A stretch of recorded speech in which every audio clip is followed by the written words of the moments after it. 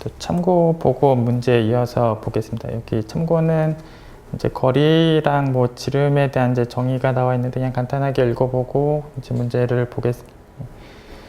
그래서 이 점하고 집합에 대해서 이제 거리를 이제 이렇게 쓰고 이제 정의는 이제 A 집합에 있는 원소를 꺼내 와서 이 점들 간의 거리를 재고 나서 이런 거리 값들에 대해서 이제 하한으로 이렇게 정의를 하고 뭐 두 집합에 대한 거리를 이렇게 표현하고 이제 각각의 원소들을 꺼내 와서 점들 간의 거리를 재고 그 값들에 대한 하한이다 이렇게 정의를 하고 이제 지름 같은 경우는 이제 그 집합에서 원소를 꺼내 와서 거리 값을 재고 거기에 대한 뭐 상한 이렇게 정의를 하고 뭐 D만 쓰거나 이렇게 쓰거나 뭐 다 같은 표현이다 라고 보시면 돼.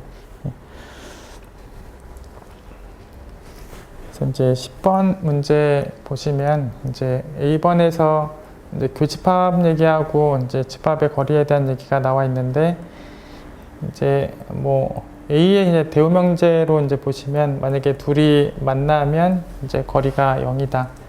그래서 두 집합이 만나는 부분이 있다면 두 집합의 거리가 0이다.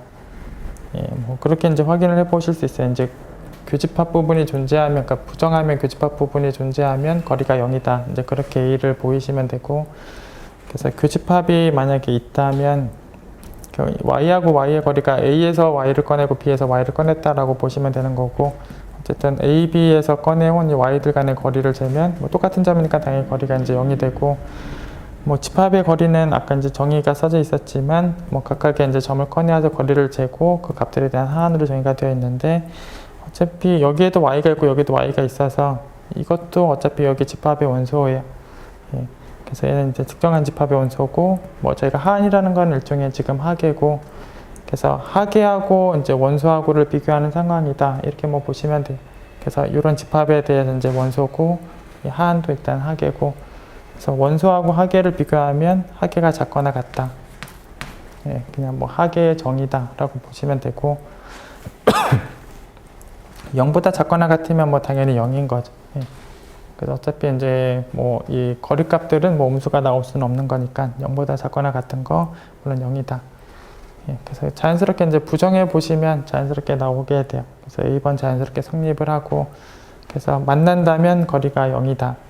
그리고 이제 B번은 이제 0 얘기를 해달라고 돼 있는데 이렇게 만나지 않으면서 여기 두 집합을 보면 지금 만나지가 않, 뭐 1, 2구간하고 2, 3구간이니까 만나는 게 없고 이렇게 만나는 게 없지만 또 거리는 이제 0이죠. 그래서 사실 뭐 2하고 2의 거리라고 보시는 거랑 사실 같은 거니까 결국 이제 뭐 거리는 0이 되는 상황이고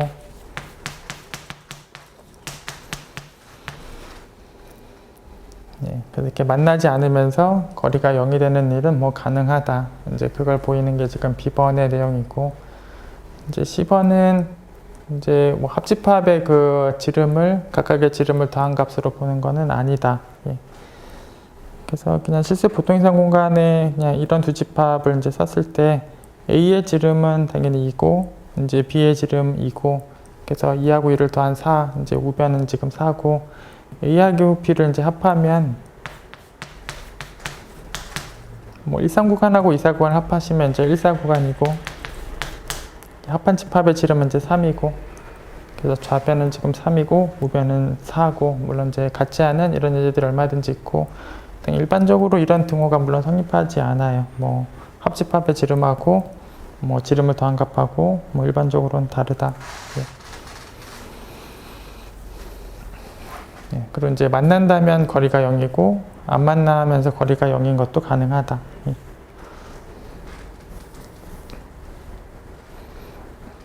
그다음 이제 다음 문제가 이제 최대값이 이제 다음 문제에 나오는데 그냥 최대값이 갖고 있는 그냥 당연한 부등식을 먼저 읽어두고 이제 다음 문제 보도록 하겠습니다. 이제 뭐 최대값을 찾고 그 다음에 더한 거하고 여기 뭐 A하고 C를 더하고 이제 B하고 D를 더하고 그 다음에 최대값을 찾았는데 더하고 난 다음에 최대값을 찾은 거하고 최대값을 찾고 나서 최대끼리 더한 거하고 비교하면 최대를 찾고 나서 더한 게 크거나 같다. 예, 그래서 최대를 먼저 찾고 그 다음에 최대끼리 더하면 이제 크거나 같다. 그리고 이제 여기 A가 더 큰 쪽에 있고 B가 더 큰 쪽에 있는데 큰 쪽 부분에 있는 애들 중에서 최대를 찾은 거랑 뭐 당연히 C하고 D가 작은 쪽에 있는데 작은 쪽에 있는 애 중에서 최대를 찾은 거랑 뭐 당연히 큰 쪽에 있는 애들 중에서 최대 찾은 게 당연히 크거나 같다. 예. 뭐 자연스럽게 이제 최대값에 대해서 성립하고 있는 부등식이다. 예. 그래서 이제 다음 문제가 이제 뭐 D1부터 Dn까지가 다 거리였을 때 이제 그 거리 값들의 이제 최대로 정의한 게 거리인지 거리 값들의 최소로 정의한 게 거리인지를 질문하고 있는데 최대로 정의하면 거리가 맞다를 이제 저희가 확인을 할 수 있고 확인하는 과정에서 조금 전에 이 부등식들을 좀 적용하시면 돼요. 최대가 갖고 있는 이런 부등식들을 좀 적용을 하시면 이 가로 1번이 거리가 맞다에 대해서 확인하실 수 있어요.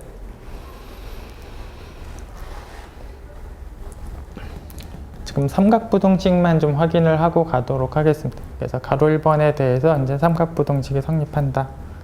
XY 거리랑 YZ 거리 더한 거랑 XZ 거리 더한 거에 대한 이제 부등식이 성립한다. 이 삼각부등식만 좀 확인을 하도록 하겠습니다. 아까 이제 그 최대로 정의되어 있던 게 가로 1번이에요. 그래서 XY의 거리를 D1부터 Dn까지 이제 거리 값들을 잰 거의 최대. 뭐 YZ의 거리도 이제 D1부터 Dn까지 YZ에 대한 거리를 잰 거에 대한 최대. 이게 이제 가로 1번에 대한 이제 정의 상황이고, 그래서 이제 최대끼리 이제 더하고 있는 게 지금 나와 있는데, 아까 참고에 나와 있던 내용에 의하면 최대를 찾고 더한 거랑 따로 더하고 여기 D1끼리 따로 더하고 D2끼리 따로 더하고 Dn끼리 따로 더해서, 그래서 이거 따로 더하고 따로 더해서 따로 더한 것들을 최대값도 그 다음에 찾은 거랑 비교를 하면 최대를 찾고 나서 더한 게 크거나 같다. 아까 참고에 이제 위쪽에 나와 있던, 이제 참고에 먼저 나와 있던 부등식과 이제 똑같은 부등식이. 그 다음에 여기 D1이 이제 거리니까 D1도 물론 삼각부등식을 만족을 해서 D1에 대한 삼각부등식에 의하면 XY 거리하고 YZ 거리를 D1에서 재서 더한 거를 XZ에서 D1 거리 잰 거랑 비교를 하면 이 밑줄기를 비교하면 위쪽에 있는 애가 크거나 같다라는 게 D1의 삼각부등식이고, 마찬가지로 이제 D2에 대한 삼각부등식에 의하면 그 다음 항도 이제 위에 있는 게 크거나 같고, 뭐 마지막에는 Dn에 대한 삼각부등식도 얘네들이 위쪽이 더 크거나 같다. 그래서 각각이 위에 있는 애가 더 크거나 같은 애들이 다 있기 때문에 결국은 여기 큰 쪽에 있는 애들을 모아놓고 최대를 찾은 거랑 작은 쪽에 있는 애들을 모아놓고 최대를 찾은 거랑 뭐 당연히 큰 쪽에 있는 애들에서 최대를 찾은 것이 당연히 크거나 같다. 참고에 있던 이제 두 번째 명제랑 똑같은 부등식. 그래서 이제 참고에 있던 첫 번째랑 똑같은 부등식, 참고에 있던 두 번째랑 똑같은 부등식, 뭐 그런 부등식에 의해서 여기 그 최대로 정의되어 있는 가로 1번도 이제 삼각부등식이 만족한다. 그렇게 확인이 돼요. 예, 그래서 이 기억, 니은 부등식과 똑같은 그 부등식들을 이제 똑같이 적용을 하시고 나면 이 가로 1번도 이제 거리가 맞다. 예. 그리고 이제 최소로 정의한 이 가로 2번은 거리가 아니다.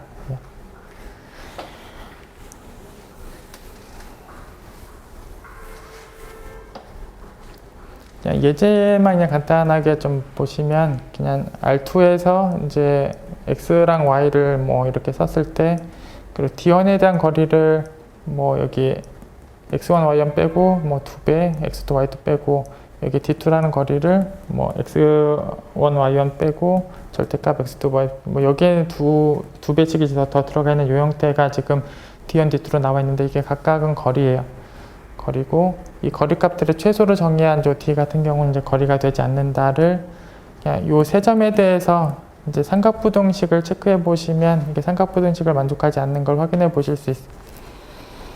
그래서 사실 삼각부등식이 만족이 되려면 여기 AB 거리하고 이제 BC 거리를 더한 거랑 AC 거리랑 이쪽이 크거나 같다로 만족되는 게 삼각부등식인데 반대 방향 부등호가 만족되는 게 확인이 돼요. 예, 뭐 이 거리 값들은 뭐 거리에 맞춰서 이제 확인해 보시면 돼요. 그래서 뭐 발레는 뭐 이런 게 있고, 우선은 뭐 발레보다도 그냥 뭐 1, 2번은 그냥 비교해서 이제 보시면 돼요. 그냥 최대라고 정의되어 있는 건 이제 거리가 성립한다. 최소라고 정의되어 있는 건 이제 발레가 있고 거리가 성립하지 않는다. 어쨌든 가로 1번은 거리다. 뭐 이런 거를 이제 11번이다. 이렇게 보시면 돼요.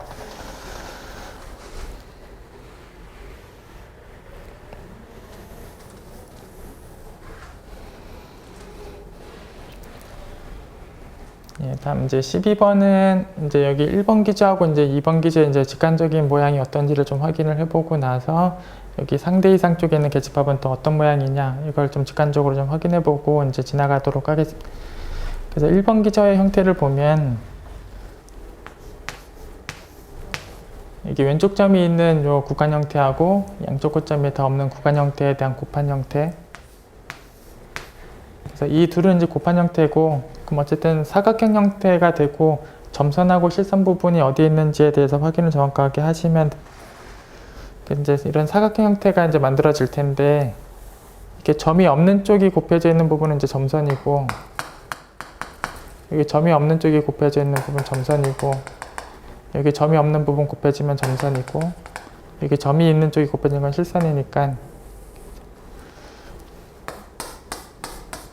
그래서 이제 1번 쪽에 있는 기저의 직관적인 모양이 여기 왼쪽 끝 부분만 실선이고 나머지 점선, 점선, 점선으로 되어 있는 이런 사각형 모양 형태가 1번의 직관적인 기저 모양이다. 이렇게 보시면 되고, 이제 2번은 이제 둘 다 이렇게 생긴 애를 곱하고 있으니까 역시 점선, 실선을 정확하게 구별해서 그리시면 되고, 이렇게 점이 없는 부분이 점선, 점이 없는 게 곱해져 있는 부분이 점선, 여기 점이 있는 부분이 곱해져 있는 게 실선, 점이 있는 부분이 곱해져 있는 게 실선. 그래서 지금 둘의 모양이 좀 다른 부분은 여기는 왼쪽만 실선, 여기는 왼쪽과 아래쪽이 실선, 그래서 실선 부분이 좀 다르게 나와 있습니다. 그래서 일단 1번과 2번의 기저 형태가 이렇다라는 걸 확인을 하고 나서 L은 지금 직선이고 기울기가 마이너스 1이니까 이런 형태의 지금 L이고, 그래서 부분 공간의 형태를 볼 건데 얘하고 L의 교집합의 형태가 어떤 형태가 나오느냐를 보시면 되는데, 얘하고 L을 교집합을 시킬 때 이쪽 실선의 이쪽 부분에 점이 분명히 있으니까 요 점과, 그러니까 요 모서리 점과 요 L과 딱 한 점만 만나는,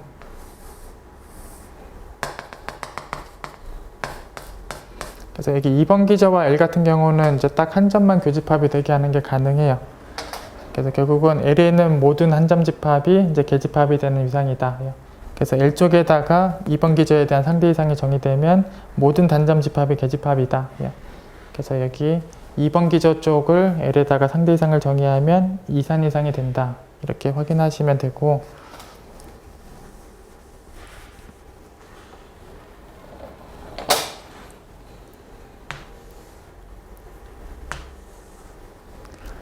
그 다음에 여기 1번 기저하고 이 직선하고 이제 교집합을 하게 되면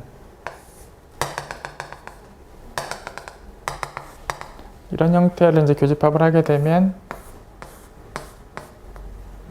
교집합 부분이 여기 구간 모양처럼 생기게 나오는데, 이제 여기 점선이었으니까 여기는 이제 점이 없고 여기 실선이니까 점이 있게 돼. 그래서 교집합을 하게 되면 이쪽에는 점이 있고 이쪽에는 점이 없는 이런 형태가 교집합 형태로 나오게 돼. 그래서 L 쪽에다가 1번 기저에 의해서 상대 이상을 정의하게 되면 이쪽엔 점이 있고 이쪽에 점이 없는 이런 형태. 이런 형태가 이제 L에 있는 이제 계집합 형태가, 그럼 마치 이제 실수축에서 이제 왼쪽에 점이 있고 오른쪽에 점이 없는 이런 구간들을 이제 계집합으로 갖고 있는 위상 공간처럼 보실 수가 있어서 사실 하한 이상 공간하고 굉장히 같은 형태처럼 보시면 돼. 그래서 여기 이제 2번으로 L에다가 정의하면 이산 이상이 1번을 L에다가 정의를 시키면 하한 이상 공간이 나온다. 뭐 그렇게 직관적으로 좀 보시면 돼.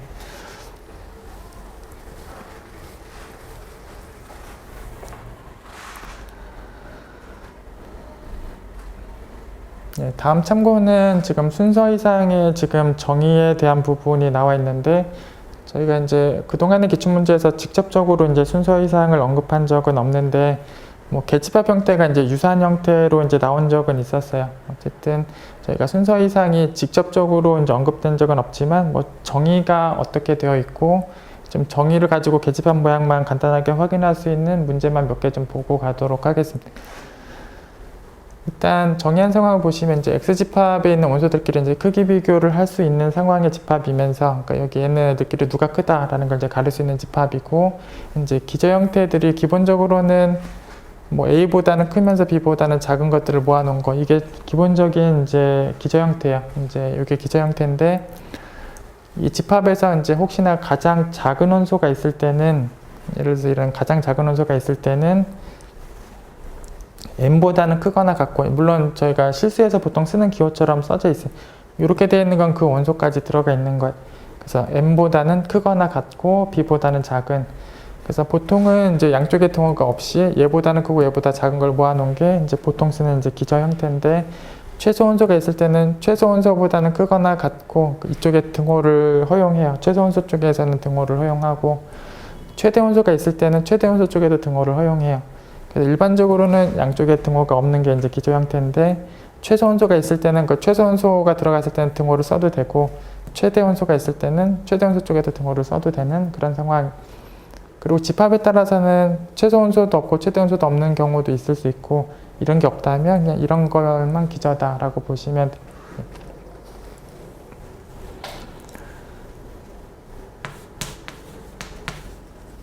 그래서 저희가 그냥 실수도 그냥 다 크기 비교를 하실 수가 있고, 그래서 실수 같은 경우는 최소 원소가 없고, 실수 같은 경우는 최대 원소도 없어서, 실수에다가 이제 그 사전식 여기 순서 이상을 실수에다가 이제 정의를 하게 되면, 실수 집합에다가 순서 이상을 정의를 하게 되면 여기 2번, 3번 꼴이 없고 그냥 1번 같은 꼴만 나와서 이렇게 생긴 것들이 이제 기저 형태가 되는데, 사실 보통 이상 공간하고 똑같은 형태가 나오는 것. 그래서 실수 집합에다가 순서 이상을 정의를 하면 그냥 보통 이상하고 똑같다라고 보시면 돼요. 그래서 얘는 그냥 보통 이상 공간하고 똑같다. 예.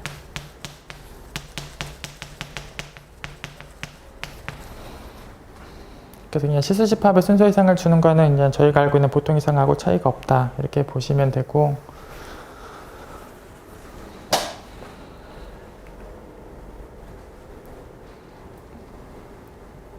예, 뭐 간단하게 이제 계집합의 형태들을 좀 몇 개 보도록 하겠습니다. 여기 X라는 집합이 이제 0하고 n분의 1들은 이제 모아놓은 상황으로 나와 있고, 크기 비교는 저희가 보통 실수해서 하는 이제 그런 크기 비교를 한다, 뭐 그렇게 보시면 되고, 저 집합에다가 저희가 보통 쓰는 그 크기를 가지고 이제 순서 이상을 준 상황이다라고 이제 보게 되면, 지금 여기 1 같은 경우, 뭐 여기 2분의 1, 3분의 1 같은 경우, 뭐 0 같은 경우에 대해서 단점 집합의 계집합인지에 대한 상황을 잠깐 보려고 하는데, 우선 0 같은 경우, 여기부터 보겠습니다. 만약에 3분의 1 같은 경우를 보면,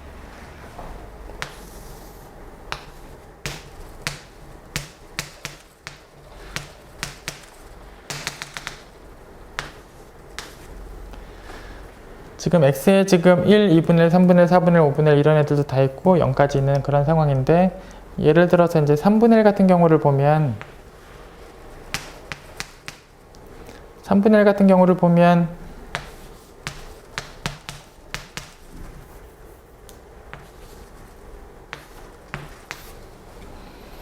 바로 앞에 있는 4분의 1보다는 크고, 바로 뒤에 있는 2분의 1보다는 작은, 얘보다는 크고 얘보다는 작은 그런 원소가 딱 3분의 1밖에 없어요. 저 X집합에서. 그래서 4분의 1보다 크고 2분의 1보다 작은 그런 원소가 딱 3분의 1밖에 없으니까 이 단점 집합이 기저 형태로 표현이 돼요. 결국 이런 형태가 이제 순서 이상에서 쓰는 이제 전형적인 기저 형태고, 결국 이런 단점 집합도 이제 기저 형태대로 쓸 수가 있고, 얘가 이제 계집합이 되는 그런 상황. 그래서 뭐 n이 2 이상부터는 바로 앞에 있는 애랑 바로 뒤에 있는 애를 이제 쓰면서 당연히 쓰면 돼요. 그래서 바로 앞에 있는 거 이제 얘보다는 크고 얘보다는 작은 그 사이의 원소가 딱 n분의 1밖에 없으니까, 여기 2분의 1, 3분의 1, 4분의 1, 5분의 1 이런 애들은 바로 앞에 있는 애랑 바로 뒤에 있는 애를 이용해서 쓰시면 다 기저 형태대로 써지고, 이제 단점 집합들도 계집합이 되는 그런 상황이 돼요. 그리고 여기 당연히 2 이상부터 쓸 수가 있어요. 여기 1이 들어가면 분모가 0이 돼버리니까 안 되고, 당연히 2부터 쓸 수 있고, 그리고 이제 여기 1 같은 경우는 지금 사실 최대 원소 역할을 하고 있죠. 그래서 사실 최소 원소인 0도 있고 최대 원소인 1도 있는데, 이 최대 원소가 있을 때는 등호까지 허용이 된다. 그래서 이 1을 쓰실 때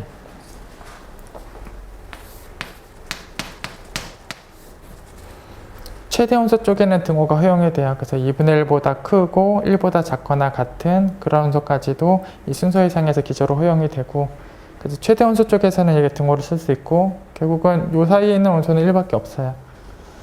그래서 얘보다는 크고 얘보다는 작거나 같은 게 1밖에 없으니까 단점집합 1도 당연히 기저 원소가 돼. 그래서 여기 0 말고는 모든 단점집합이 계집합이 돼요. 그래서 0 말고는 모든 단점집합이 계집합이 되는데, 이제 0 같은 경우는 0을 갖고 있는 기저 원소를 쓰려면 이제 0보다는 크거나 같고 이 집합에는 누군가를 하나 갖고 와서 그거보다 작거나 같은, 그러니까 작은 0보단 크거나 같고 뭐 예를 들어서 k분의 1보단 작은 이런 꼴의 원소인데, 당연히 이 사이의 원소가 무수히 많아요. 그래서 이 단점집합 0이 이제 계집합이 맞으려면 이런 기저 원소를 이 속에 넣을 수가 있는 기저가 찾아져야 될 텐데, 이 기저는 원소가 무한집합이니까 이 무한집합이 여기로 들어가는 건 당연히 없어요. 그래서 기저 원소 중에서 여기 넣을 게 당연히 없고 얘가 계집합이 당연히 아니다. 예. 그래서 결국은 이산 이상이 아닌 거를 확인하는 게 지금 13번 문제인데, 얘를 얘기해 주시면 돼요. 이 부분, 그러니까 이 부분만 얘기를 해주시면 이제 이산 이상이 아닌 얘기를 분명히 한 거고, 그냥 저희가 다른 점들은 이제 계집합 형태로 단점집합이 써진다라는 거를 그냥 말씀드리려고 적어드린 거. 어쨌든 뭐 문제에 대한 상황은 요 얘기만 해주시면 충분하고, 이제 참고적으로 다른 단점집합은 이제 계집합의 형태가 맞다. 요거까지도 좀 보시면 이제 순서 이상에서 사용하는 계집합의 형태들을 지금 알고 있다라고 보실 수 있어요. 어쨌든 이렇게 최대 원소 쪽에서는 이제 등호를 허용하고 최소 원소 쪽에서도 등호를 허용한다. 이게 이제 기저의 형태다. 예.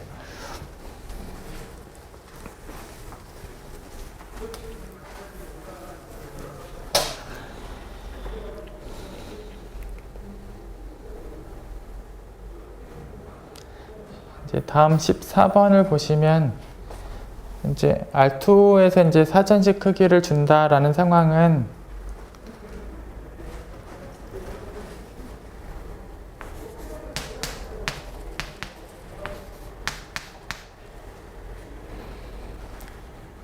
제가 편의상 지금 점의 좌표, 그러니까 R2에는 점에 대해서 잠깐 이런 표현으로 잠깐 적겠습니다. 3,4라는 표현을 잠깐 이렇게 적겠습니다.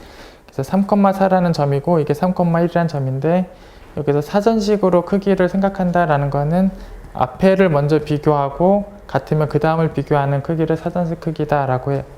그래서 3을 보면 똑같고 그럼 그 다음을 보면 이제 4가 더 크기 때문에 얘가 더 크다라고 비교하는 게 사전식 크기.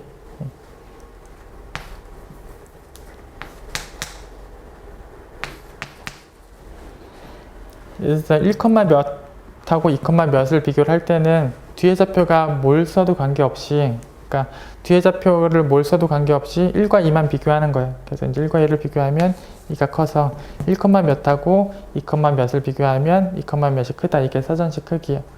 설령 뒷좌표가 크기 관계가 이쪽이 커도 그래요. 그래서 4하고 2를 봐서 이제 4가 크더라도 저희가 사전식 크기는 앞에만 먼저 비교하는 거여서 앞에를 먼저 비교하면 얘가 커서 얘가 더 크다. 이게 사전식 크기고, 그런 사전식 크기에 의해서 이제 순서 이상을 준 상황에 대해서 이제 기저 형태들을 쓰실 때는 얘보다 크고 얘보다 작은 거, 얘보다 크고 얘보다 작은 거 이런 것들이 이제 기저인데, 그러니까 3,1보다는 크고 3,4보다는 작은 걸 모은 거 이런 것도 기저고, 얘보다는 크고 얘보다 작은 걸 모은 것도 기저인데, 그래서 이런 꼴과 이런 꼴이 지금 저 R2에다가 사전식 크기를 준 순서 이상에 대한 기저인데, 이 기저의 직관적인 모양들을 좀 보시면 3,1보다 크고 3,4보다 작은 것을 모으게 되면 3,1이라는 점에서 3,4라는 점 사이에 있는 애들을 모은 거, 그래서 직관적으로 그려보시면 이제 이런 모양이 나오고, 1,4보다 크고 2,1보다 작은 애들을 모으게 되면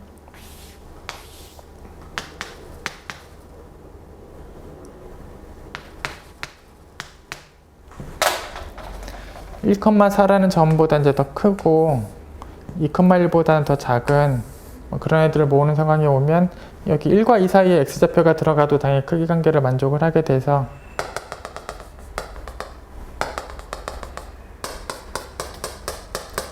직관적으로 이런 모양이 돼요. 그래서 이거에 대한 직관적인 모양은 이런 거고 이거에 대한 직관적인 모양은 이제 이런 꼴인데 이런 꼴과 이런 꼴들이 이제 다 기저로 되어 있는 게 저기 14번에서 말하고 있는 이제 알트 공간의 사전식 크기를 준 순서 이상 공간인데 저희는 이쪽 기저 같은 경우는 여기서 점을 어떤 걸 찍어도 이 기저가 이 속에 들어가요. 그래서 이쪽 기저에는 점을 누굴 찍어도 이쪽 기저가 속에 들어간다. 이거는 이것들의 합집합으로 얘를 만들 수 있다. 그리고 이것들의 합집합으로 얘를 만들 수 있으면 굳이 얘가 없이 이걸로 생성한 공간이라고 봐도 똑같아요. 그래서 이 두 개로 생성하나 이걸로 생성하나 똑같아요. 그래서 결국은 이걸 기저라고 보시면 돼요. 이제 이거 두 개 다 기저라고 보시나 이것만 기저라고 보시나 공간은 똑같아요. 그래서 결국은 이제 이런 꼴의 기저다라고 이제 보시면 되고, 여기 첫 줄에 나와 있는 기저 같은 경우는 한 점 집합하고 구간을 곱했으니까 여기 점 하나짜리하고 여기 구간하고를 이제 둘을 곱한 형태가 여기 첫 줄에 나와 있는 기저인데, 이 점하고 이 구간 모양을 곱하게 되면 이런 모양이 이 기저 모양들이 기저 자체가 똑같이 생긴 거라는 걸 확인하시면 돼요. 그래서 이 기저 형태하고 사전식 크기를 준 기저 형태하고 기저 형태 자체가 똑같이 생겼고 당연히 생성하는 공간도 똑같다, 이렇게 보시면 돼요. 그래서 결국 이제 14번은 이제 기저의 형태가 이제 같은 모양이 되는 것이다. 이걸 좀 확인하실 수 있으시면 돼요. 예.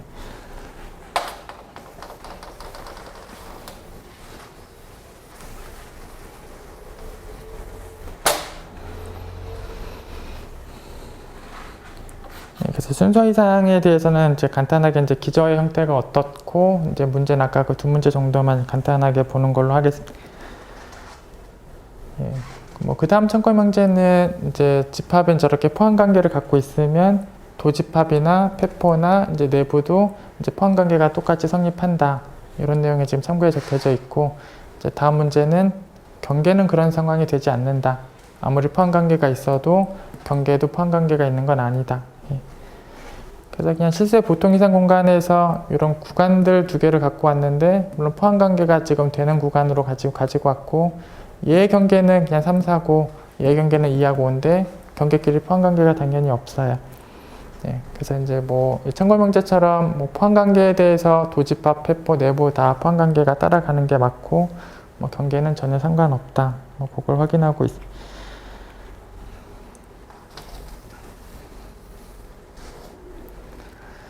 여기 또 참고 문제가 지금 3개 나왔는데, 역시 이어지는 문제하고 이제 관련되어 있는 내용이고, 이제 간단하게 또 읽어두고 다음 문제 보겠습니다. 제가 페포라는 집합이 이제 내부하고 경계들을 합한 집합하고 항상 같아요. 그래서 내부하고 경계를 합한 거하고 이제 같고, 그 다음에 경계하고 내부는 당연히 겹치는 게 당연히 없어요. 그래서 겹치는 게 없으면서 합한 집합으로 되어 있기 때문에 차집합에 대한 등호도 성립을 한다.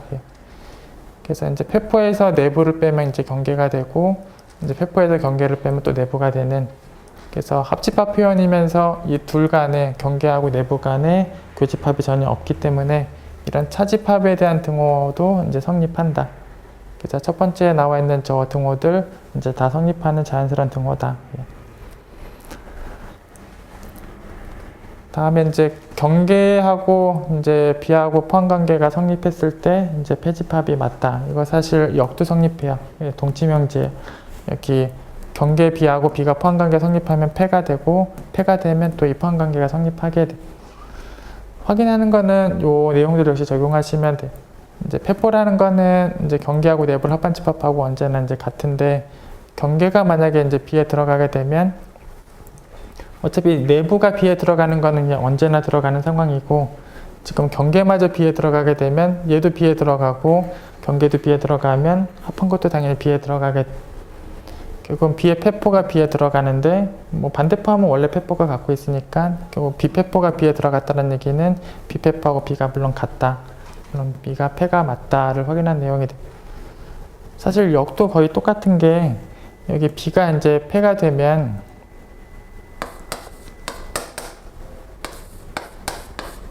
역도 거의 똑같아요. 이제 만약에 역을 확인해 보면 이제 B가 만약에 패가 되면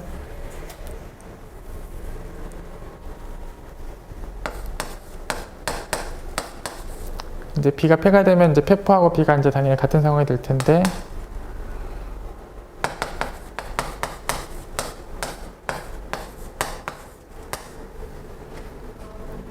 그래서 패가 되면 이 등호가 성립하고 이제 패포가 갖고 있는 일반적인 등호가 역시 이렇게 성립하는 상황이 되는데, 결국 이 둘을 합한 게 지금 B랑 같은 집합이 되는 상황이고, 그럼 어차피 경계가 당연히 B에 들어가야 되는 상황이 오는 거죠. 예, 그래서 이 합한 집합이 여기 들어가려면 이 경계 집합도 당연히 여기 들어가는 상황들이 돼야 당연해.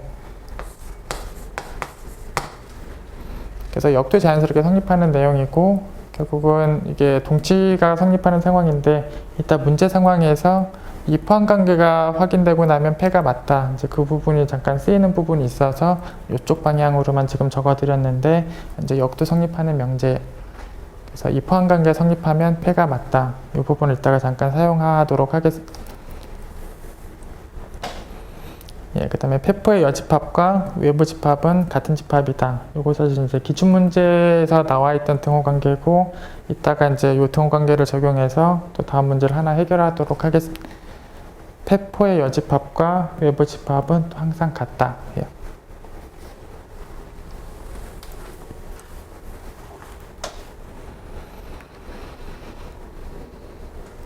그래서 다음 16번 문제에서 이제 A부터 D까지 이제 뭐 확인해라 라는 질문이 나와 있고, 하나씩 보겠습니다. 첫 번째 A는 이제 계집합하고 이 등식 관계가 이제 동치가 성립하는 걸 확인해라 라는 게 지금 A번 명제.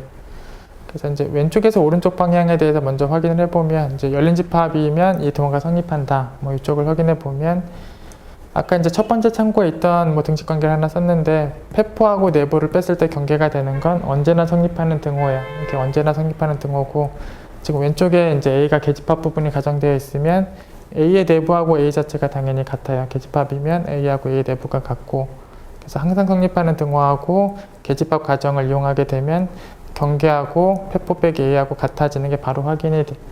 그래서 왼쪽에서 오른쪽 방향에 대해서는 이제 일반적으로 성립하는 요 등호 관계를 이용하시면 돼요. 이제 반대쪽 방향을 이제 확인해 보면, 이제 이 등호가 성립하면 A가 계집합이다. 이쪽 방향을 확인해 보면, A가 이제 계집합이다를 확인하는 거를 확인하기 위해서 이제 부정하고 출발을 했는데, 직관적으로 보면 A하고 A의 내부하고는 일반적으로 이런 포함관계가 있고, 패포하고 A도 일반적으로 이렇게 포함관계가 있다.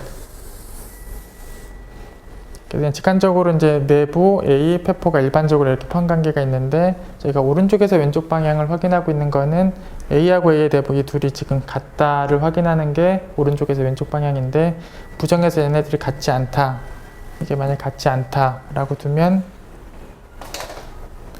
같지 않다라는 거는 요 사이에 뭔가 원소가 있다. 이게 이제 부정한 상황이, 이 두 집합이 같지 않다. 뭐 이런 X가 있다. 이제 오른쪽 부분은 이제 부정하고 이제 출발한 게 요 내용. 그래서 A하고 내부를 뺀 곳에 뭔가 원소가 있다. 이렇게 확인을 하고 시작을 하면, 패포에서 A를 빼게 되면 당연히 X도 없어지는 것. 그래서 패포에서 A를 빼게 되면 X가 당연히 없어요. X가 당연히 없고, 패포에서 내부를 빼게 되면 X가 남아있어요. 그래서 이 패포에서 내부만 빼게 되면 X가 남아있어요. 그래서 A를 뺀 집합하고 내부를 뺀 집합하고는 X가 있는 여부가 차이가 있기 때문에 이 두 집합이 다른 집합이 돼요. 그래서 여기를 이제 부정하고 출발하면 얘가 다른 집합이 돼. 결국은 이제 오른쪽에서 왼쪽 방향에 대한 확인을 한 거가 돼.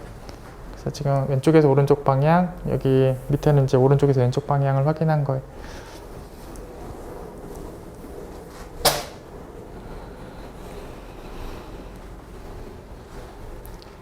다음 B번은 이제 계집합하고 경계하고 만나는 부분이 없는 것도 이제 동치가 성립한다. 그래서 이제 왼쪽에서 오른쪽 방향을 역시 보시면, 여기 A가 계집합이다 라고 했으니까 A하고 내부가 역시 이제 같은 집합인데, 내부하고 경계 물론 만나는 게 없다.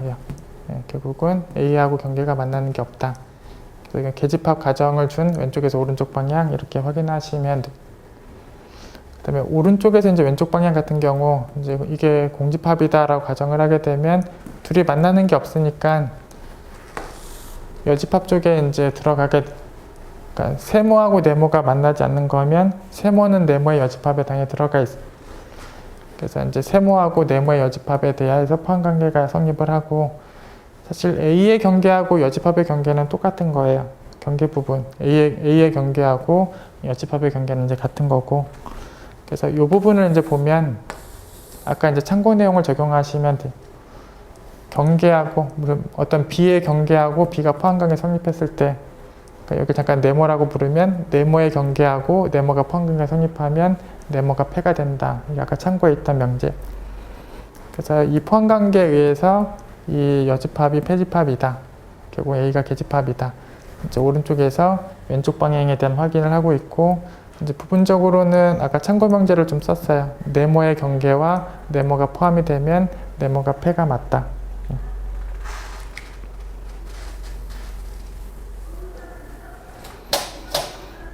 다음 10번은 이제 A가 개폐인 것하고 경계가 공집합인 것에 대해서 동치다. 일단 기본적으로 내부하고 A하고 세포에 대해서 포함관계가 일반적으로 이제 있는데, 저희가 이쪽에 등호가 되면 계집합이고 이쪽에 등호가 되면 이제 패집합이고, 개폐가 다 된다라는 거는 여기가 다 등호다라는 내용이거든요. 그래서 계집합 등호, 패집합 등호가 다 성립하는 게 개폐집합이니까 양 끝이 등호로 성립하는 거, 내부하고 페포가 등호로 성립하는 게 개폐가 다 되는 집합하고 동치고, 그 다음에 페포는 역시 경계하고 내부의 합으로 쓴 거랑 같아요. 그래서 이 둘이 성립하고 있는데, 결국 이 둘을 합했는데 다시 얘가 되기 위해서는 이제 경계가 아무것도 없을 때만 해당되는 것. 둘이 또 만나는 것도 없어요. 만나는 게 없는데 합을 해서 다시 얘가 되려면 경계가 아무것도 없는 거랑 동치다. 예.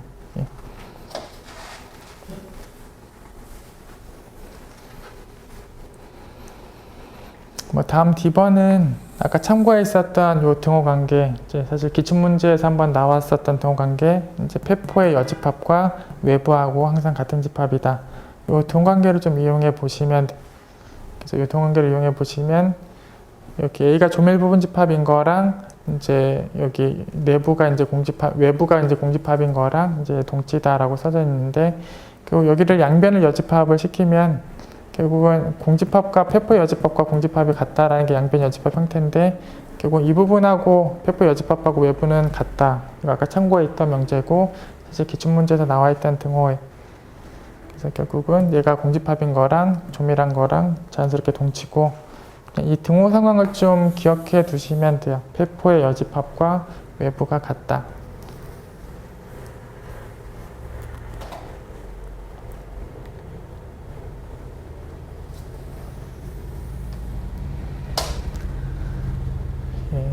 다음 17번은 지금 A하고 G가 이제 만나지 않으면 페포하고 G하고도 만나지 않는다. 이걸 확인하는 문제인데, 일반적으로 A하고 A 페포를 비교했을 때 A 페포가 더 큰 집합이니까 A가 더 큰 집합으로 바뀌고 나면 안 만나는 집합이었을 때 더 큰 집합으로 바뀌고 나면 안 만난다. 이게 일반적으로는 보장할 수 없겠는데, 여기 G가 계집합 내용이 있을 때는 보장되는 게 맞다. 이 G가 계집합일 때 이 계집합과 만나지 않게 되면 페포도 그 계집합과 만나지 않는다. 이게 이제 17번 내용. 확인하는 거는 여기 이제 부정해 보시면 돼요. 이게 공집합이다라는 걸 부정해서 이 교집합에 어떤 원소 X가 있다. 이렇게 시작을 하시면, 교집합에 있으니까 이제 페포에도 있고 G에도 있는 거고, 결국 이제 페포에 있다라는 내용은 계집합을 갖고 올 때마다 A랑 만난다가, 그래서 결국은 이제 페포에 있으니까 계집합을 갖고 오면 A하고 만난다가 성립하게, 그럼 자연스럽게 이 가정하고 바로 모순이 일어나요. 그래서 부정하게 되면 바로 모순이 일어나서 성립한다. 그래서 이제 계집합과 A가 만나지 않으면 이제 페포하고 계집합도 역시 만날 수 없다.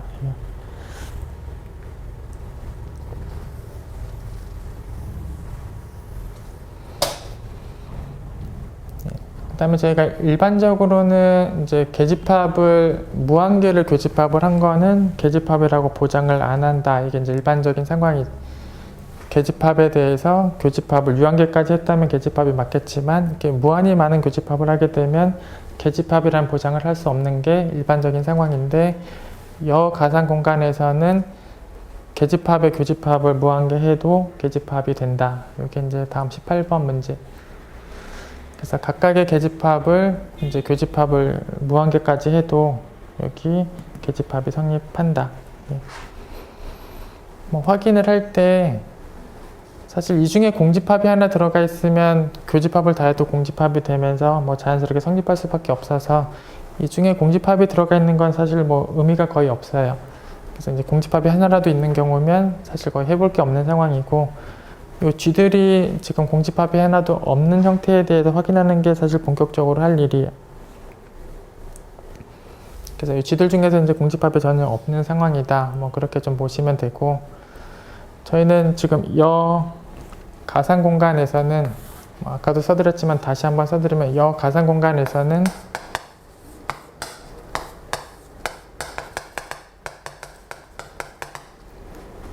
이제 전체에서 가상계를 뺐을 때가 계집합이고, 이제 이걸 여집합시킨 가산이 폐가 되는, 이제 가산이 폐가 되고 가상계를 뺀 게 계가 되는 이게 여가상 공간이고, 이제 기본적으로 있어야 되는 전체 공집합도 있고, 이제 전형적으로는 가산이 폐가 되는 공간이 이제 여가상 공간. 그래서 저희는 얘가 계집합인 걸 확인하기 위해서는 이거를 이제 여집합시킨 게 폐집합인 걸 확인해 보시면 되고, 제가 여집합을 시켰을 때 가산 여부에 대한 확인을 좀 해주시면 돼요. 그래서 저희가 확인해 보고 싶은 이 명제는 여집합에 대해서 가산 여부를 확인해 주시면 되는 거예요. 여집합이 가산인 걸 확인하게 되면 가산이 폐가 되는 공간이니까 여집합이 가산인 걸 확인하게 되면 이제 걔가 맞다를 확인한 거가. 그래서 저희는 이거를 확인할 건데, 그래서 결국은 드모르간 법칙을 쓰게 되면 이렇게 성립하고, 이 GN의 여집합 같은 경우는 뭐 계집합을 여집합시켰으니까 폐예요. 그리고 폐는 뭐 전체나 가산일 텐데, 여기 GN 중에 공집합을 다 뺀 상황에서 확인하고 있으니까 GN의 여집합이 전체가 되는 건 빼놓고요 간 상황이, 그러니까 다 가산인 상황이. 그래서 GN에서는 공집합들이 아닌 것들만 있고 여집합도 이제 전체는 빼놓은 상황이다, 이렇게 보시면. 그래서 각각의 GN의 여집합이 가산, 그래서 각각이 가산이고 합집합을 가산번을 하게 되면 역시 이제 가산이다, 이렇게 성립하고 있고, 그리고 여집합에 대해서 가산이다, 여집합이 폐다를 확인한 거고, 역시 이제 교집합 시킨 게 계집합이다를 확인한. 그래서 여길 보시면 가산계 합집합이 가산이다를 쓰이고 있으니까 여기 명제에서도 교집합을 가산계까지 한 거에 대해서는 계집합이 맞다, 이렇게 이해하고 가시면 되겠죠. 그래서 여가산 공간에서는 계집합을 가산계를 교집합한 것까지도 계집합이 맞다. 증명과정에서 보시면 여기 가산계의 연산이 지금 들어가는 것까지가 지금 필요하니까 그렇게 생각을 하시면, 계집합을 가산계를 교집합한 것도 계집합이 되는 공간이다, 여가산 공간은.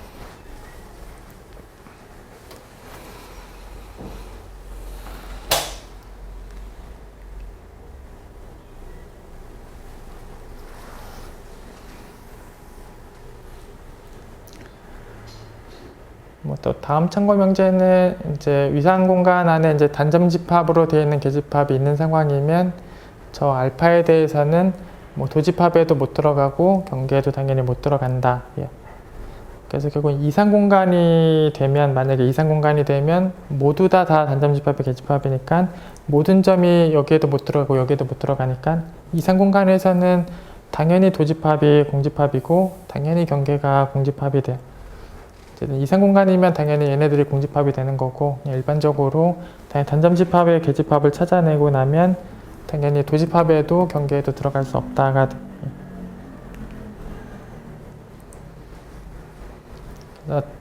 다음 문제에서 보시면 저희가 그냥 보통 이상 공간에서는 직관적으로 볼이라는 게, 만약에 R2 평면에서는 볼이라는 게 그냥 원판이고, 그러니까 R2 공간에서는 이제 볼의 직관적인 모양이란 원판이고, 폐포를 구하게 되면 그냥 폐원판 같은 모양이 되고, 경계를 구하게 되면 이 테두리선이 이제 되는 게 이제 보통 이상 공간에서의 직관적인 형태가 될 텐데, 그냥 모든 거리 공간이 다 그런 건 아니다. 예.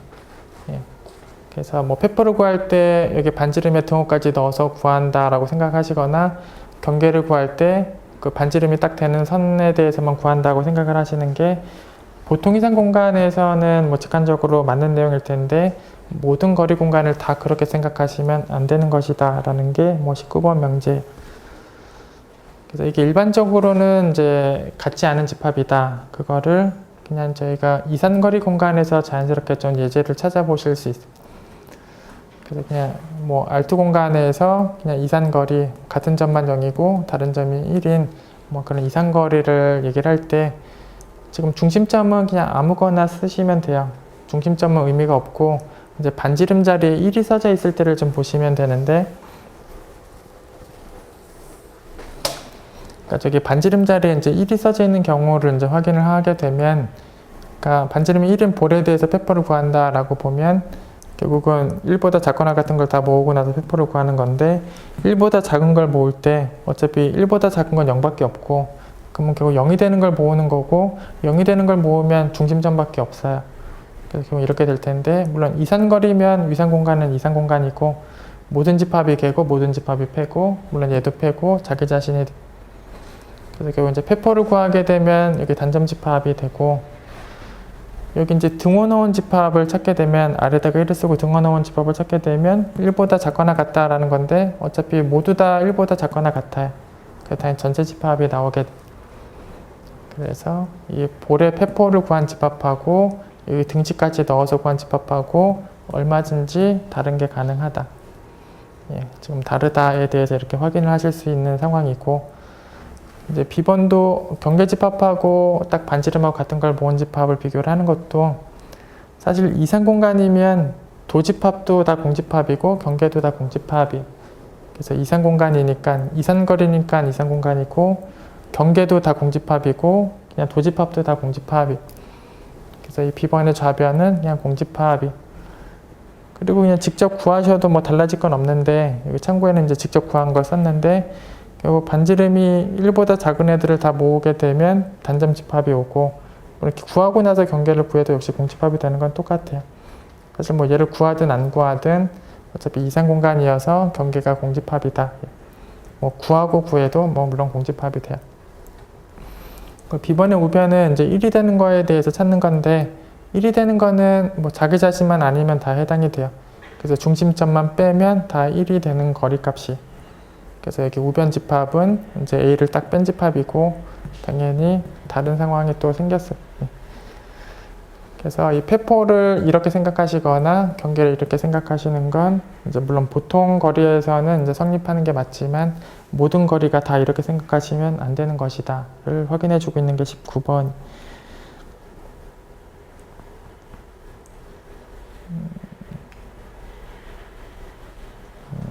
지금 쉬었다가 하겠습니다.